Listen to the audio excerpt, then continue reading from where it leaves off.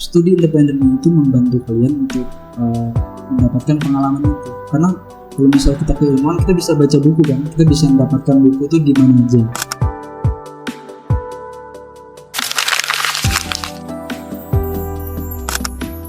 Halo Sobat Intelektual semua, gimana nih kabarnya?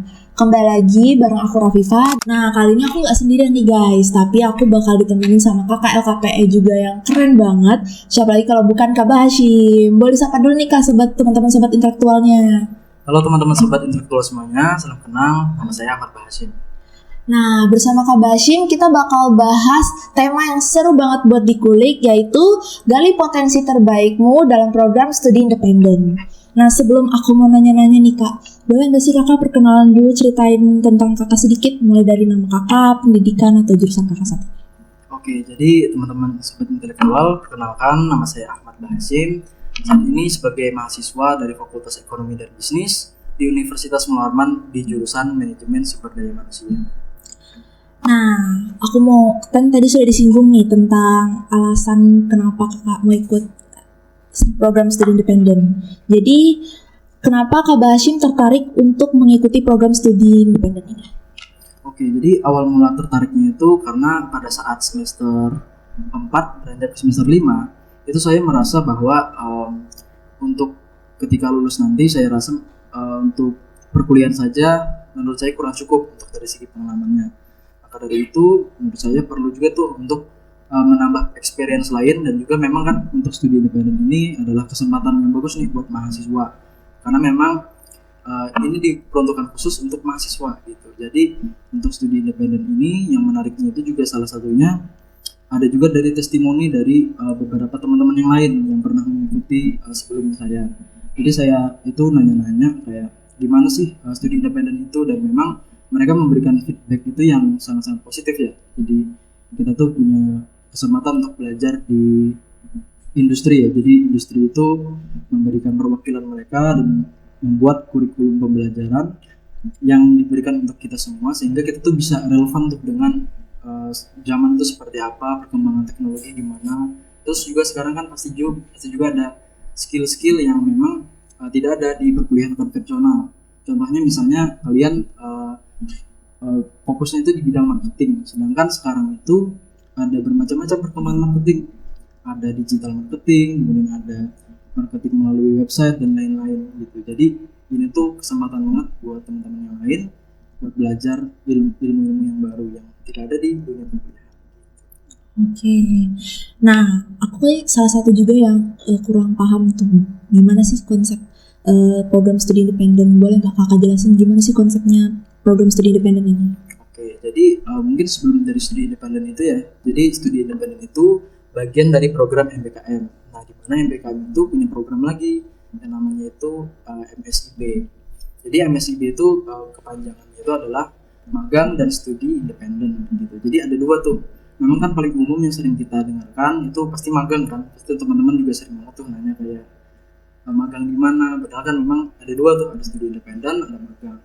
Jadi konsep studi independen itu gimana sih? Ya, jadi studi independen itu singkatnya seperti program pembelajaran. Jadi program pembelajaran cuman berbeda dengan kuliah konvensional. Dimana kalau misalnya studi independen itu kurikulumnya itu memang dirancang, kemudian juga skill-skill yang akan kita pelajari juga dirancang dan disesuaikan oleh industri saat ini gitu. Dan bukan hanya tentang technical skill ya, jadi teman-teman juga diajarin seperti soft skill, kemudian juga ada persiapan karir dan lain-lain. Jadi teman-teman juga nggak perlu khawatir dalam proses pembelajarannya. Kalian juga bakal ditemani sama mentor.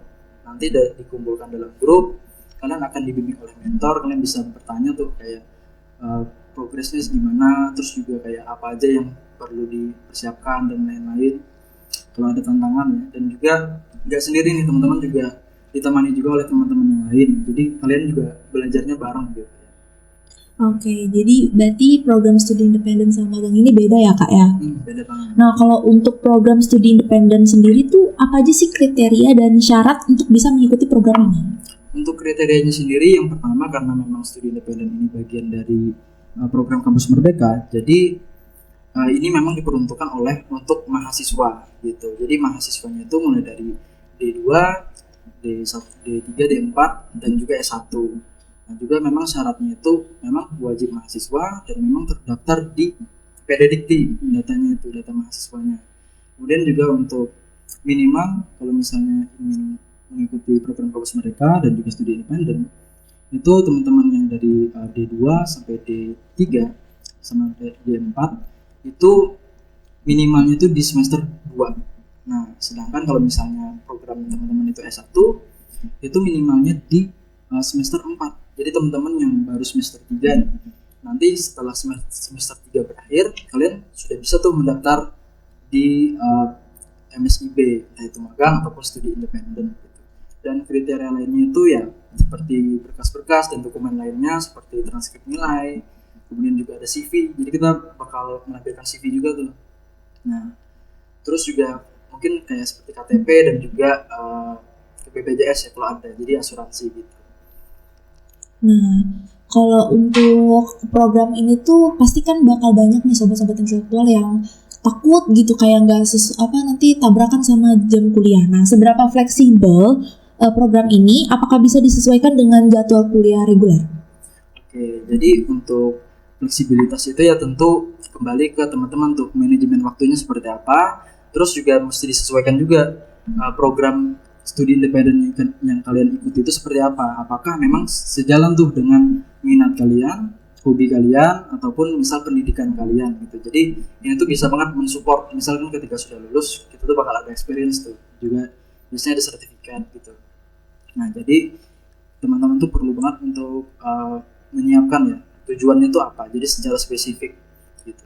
Jadi kalau misalnya di program saya kemarin ya, contohnya itu saya mengambil studi independen di Bangkit Academy yang di situ adalah fokusnya di bidang Android development. Nah, ini beda banget nih dengan jurusan yang saya ambil. Tetapi saya memiliki minat yang tinggi di situ. Jadi memang sebelumnya juga ada pernah belajar itu saat pandemi mengisi waktu luang. Jadi itu peluang banget buat saya gitu. Memang di program saat itu untuk program Bangkit ini karena memang berbeda latar belakang, otomatis saya perlu waktu ekstra untuk belajar dibandingkan teman-teman lain yang memang sejalan seperti di teknik informatika dan lain-lain kan, seperti di sistem informasi. Nah, jadi memang saat itu kalau untuk saya lebih padat dibandingkan teman-teman yang sejalan. Tapi nggak perlu khawatir, teman-teman tuh bisa konversi juga tuh di 20 SKS. Jadi itu bisa mengkonversi mata kuliah kalian sebanyak 20 SKS. Tapi bagi teman-teman yang memilih alur pembelajaran yang sejalan, terus kalian juga mempunyai basic keilmuannya, itu sangat mungkin banget. Soalnya teman-teman saya saat itu di informatika, mereka tetap mengikuti kelas, tapi mereka juga tetap mengikuti studi independen.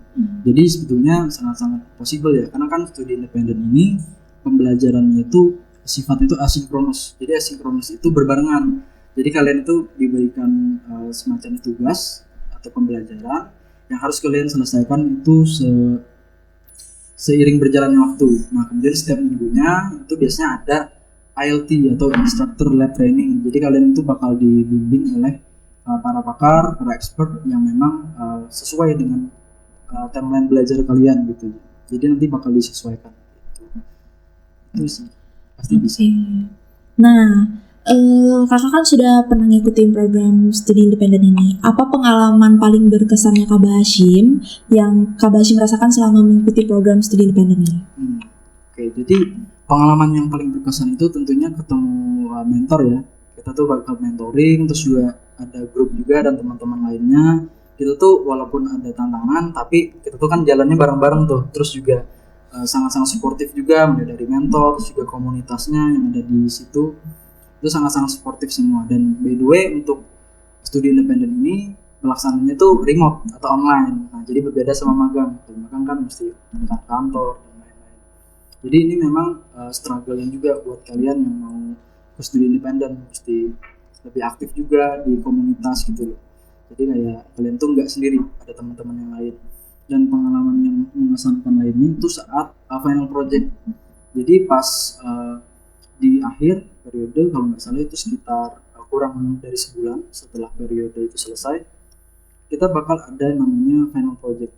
Jadi final project itu kita akan dikasih studi kasus, kita dikasih entah itu permasalahan maupun pengembangan produk misalnya dan lain-lain kan. Jadi apa yang telah kita pelajari selama selama beberapa bulan sebelumnya itu nanti akan diaplikasikan, nanti dibikin kelompok gitu, terus juga bakal dibantu juga oleh teman-teman yang lain. Jadi itu cukup mengesankan sih bagi saya, karena memang teman-temannya juga pada aktif, terus juga mereka komunikatif banget, idenya banyak banget yang bisa dieksplor gitu. Jadi terus juga sistemnya sangat-sangat bagus ya untuk studi independen ini. Biasa kalian tuh dikasih kurikulum, jadi dikasih kurikulum pas awal masuk.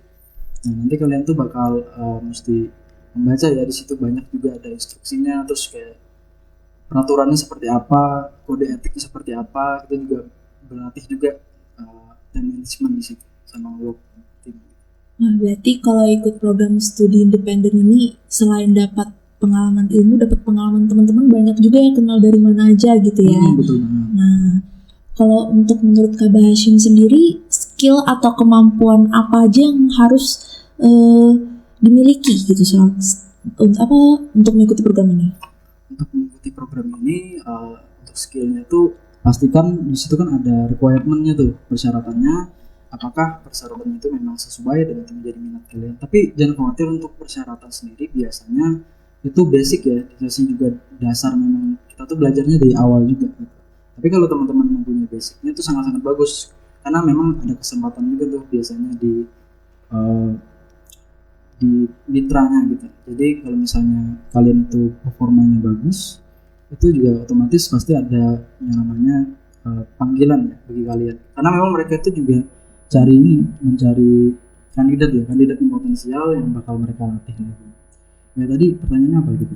Kalau dari kakak sendiri, skill apa ya yang kakak merasa berkembang setelah mengikuti program ini? Kalau skill yang berkembang itu tentu pertamanya ada technical skill ya. Jadi technical skill itu karena saya mengambilnya di pengembangan Android, otomatis skill dari technical skill saya itu yang bertambah itu desain aplikasi atau UI UX ya, terus juga pemrograman aplikasi Android itu sendiri, terus juga tentunya mindset ya, karena memang kan kita ditaruh tuh di lingkungan yang sama-sama belajar, jadi kita tuh udah terbiasa tuh kalau misal ada berbuat kayak kesalahan, terus juga belum perfect projectnya, jadi kita tuh lebih menganggap itu tuh sebagai pembelajaran terus berkelanjutan. Jadi memang kita tuh sangat-sangat menekankan yang namanya growth mindset. Jadi growth mindset itu kita mesti terus belajar, terus berkembang, bahwa kalau misalnya ada kegagalan itu bukan jadi masalah ya, karena memang kegagalan itu memberikan kita pelajaran supaya kita bisa lebih baik lagi. Dan terus juga yang skill yang pertama itu salah satunya adalah komunikasi, time management, karena time management bakal berefek banget, karena kan saat program studi independen itu nggak seperti kayak cuma belajar lewat Zoom gitu, nggak cuma kayak gitu ya, tapi kita tuh asinkronus, jadi berbarengan, kita ngerjakan proyek individu kita, ngerjakan proyek-proyek kecil, terus juga nanti di akhir akan ada proyek yang lebih besar lagi gitu, jadi tantangannya juga makin banyak lagi. Jadi itu sangat pelatih banget, kayak mentalitas kita tuh gimana, kalau misalnya ada beban kerja gimana, terus juga time managementnya itu gimana. Berarti kakak bakal menemui kebiasaan-kebiasaan baru ya setelah mengikuti program studi independen ini kan? Nah, apakah kakak merasa program ini tuh membantu kakak untuk mempersiapkan diri dalam dunia kerja nanti? Oke, ini tuh sangat mempersiapkan sekali ya kalau misalnya kita mengikuti studi independen. Karena memang di studi independen itu kita tuh terpapar di dunia industri itu seperti apa sih perubahannya. Jadi setelah mengikuti itu kita tuh jadi lebih aware ya tentang dunia karir itu seperti apa, industri itu butuhnya seperti apa, dan seringkali kita sebagai mahasiswa kan tidak mengetahui itu ya. Karena kan memang kurikulum itu memang didesain untuk pendidikan secara keseluruhan tuh. Sedangkan kan kurikulum nggak serta-merta bisa terus berubah. Sedangkan di dalam dunia industri itu terus berubah tuh inovasinya, apalagi di industri teknologi, jadi mesti update banget gitu ya. Jadi itu sangat-sangat mendukung sih. Jadi kita dapat gambaran umum, terus kita dapat soft skill tuh, kayak networking itu gimana sih, terus kayak kita tuh membuat CV itu seperti apa, terus menggunakan LinkedIn seperti apa gitu. Jadi itu pengalaman yang sangat-sangat keren sih untuk dicoba ya. Oke. Apa motivasi terbesar kakak dalam mengikuti program ini? Motivasinya itu tentu ingin tantangan baru ya. Jadi kan kalau misalnya kita berkuliah itu tentunya juga sangat-sangat terbatas tuh dari segi lingkungan, dari segi keilmuan, terus juga memang seperti contohnya di manajemen itu kan sangat-sangat general ya. Kalau misalnya di manajemen itu, jadi kan kita perlu juga skill yang sesuai sama teknologi sekarang. Apalagi sekarang tuh serba AI, serba kita mesti adaptasi kan pakai tools dari tools seperti software untuk menunjang produktivitas kita. Jadi dengan pengalaman remote yang diberikan oleh studi independen, tentunya teman-teman juga bisa tuh kayak menyesuaikan diri, karena dari kedepannya bakal kepake banget. Jadi kita tuh nggak akan konvensional lagi. Bahkan seperti karena kasus COVID kemarin, otomatis kan dunia dalam bekerja itu berubah ya, pendidikan berubah dan segala macamnya itu berubah menjadi digital. Jadi teman-teman ketika mengikuti studi independen itu akan terbiasa tuh dengan digitalisasi itu seperti apa. Jadi motivasinya itu juga lebih meningkat karena menunjang produktivitas secara nggak langsung kita bisa menjadi nilai tambah bagi diri kita sendiri gitu. Jadi itu salah satu pertimbangan sih. Jadi lebih termotivasi untuk lebih relevan lagi dengan dunia industri. Ada nggak sih tantangan atau kesulitan tertentu selama mengikuti program? Kalau iya tuh gimana cara kakak mengatasinya? Oke.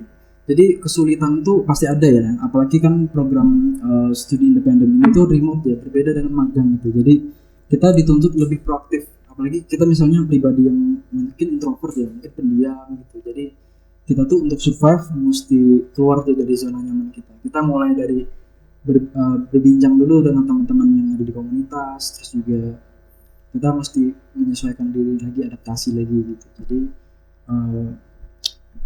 untuk masalah itu pasti ada, apalagi kan saat itu saya itu berbeda ya jurusannya dari manajemen sumber daya manusia, kemudian juga mempelajari pengembangan Android, di mana pengembangan Android itu basisnya kan lebih ke informatika. Jadi dibanding teman-teman yang lain, jadi teman-teman yang berbeda jurusannya itu mesti belajar lebih ekstra lagi, waktunya lebih ekstra lagi, bahkan kesulitan saat mengerjakan tugas itu pernah tuh sampai seharian tuh full untuk mengerjakan sesuatu yang bisa dikerjakan tuh error lagi, kemudian juga gagal lagi. Jadi mesti struggle banget di situ, hampir sering banget tuh online kayak kita tuh mesti cari sumber lain lagi, baca lebih banyak lagi, karena memang itu kita tuh nggak biasa kan dengan kebiasaan itu gitu loh. Nah, terus juga yang terakhir itu yang paling menantang itu saat final project, dimana kan course yang harus kita ikuti itu terus berjalan tuh. Kita harus tetap menyelesaikan course-nya, kita harus men-submit project kita, apakah project kita itu diterima atau tidak. Terus kita sembari mengerjakan proyek akhir. Jadi ada 2 tuh, ditambah lagi setiap minggunya ada seperti kelas gitu, ada instrukturnya. Jadi itu ada tugas juga. Jadi tugasnya itu ada 3 tuh. Tugasnya ada 3, kita harus membagi waktunya, menghitung skala prioritas seperti apa.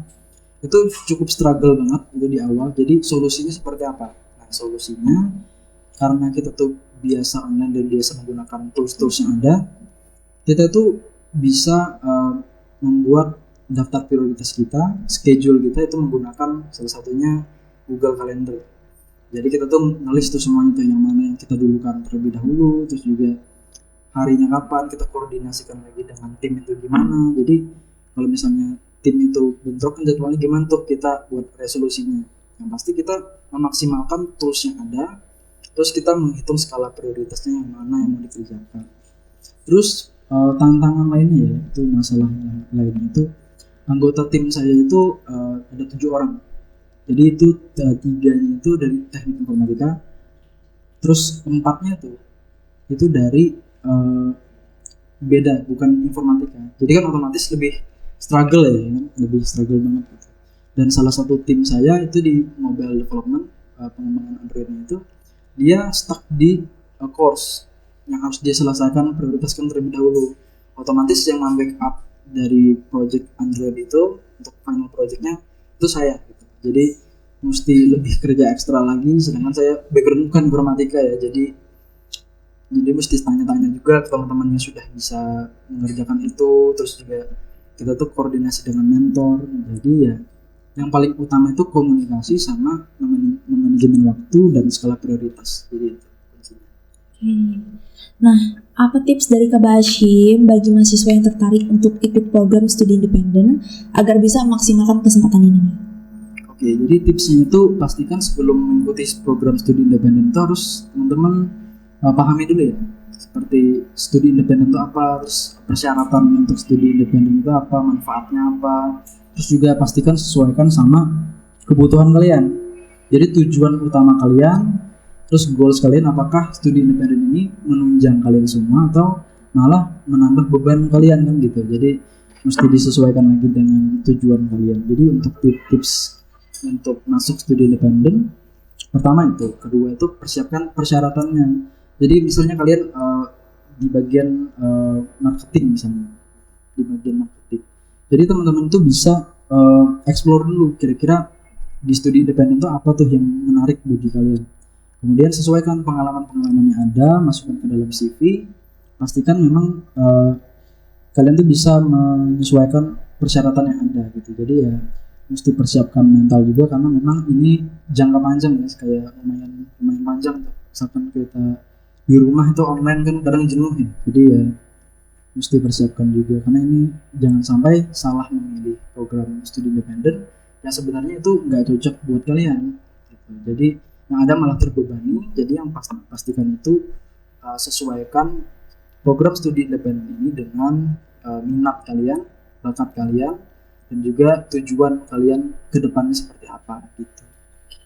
Nah, terakhir nih Kak, kalau menurut Kakak sendiri, mengapa mahasiswa itu perlu untuk mencoba pengalaman di luar kelas seperti studi independen ini? Jadi pengalamannya itu perlu ya untuk kita tuh di luar dari perkuliahan. Karena kan seperti kita tahu tujuan dari perkuliahan itu adalah pendidikan,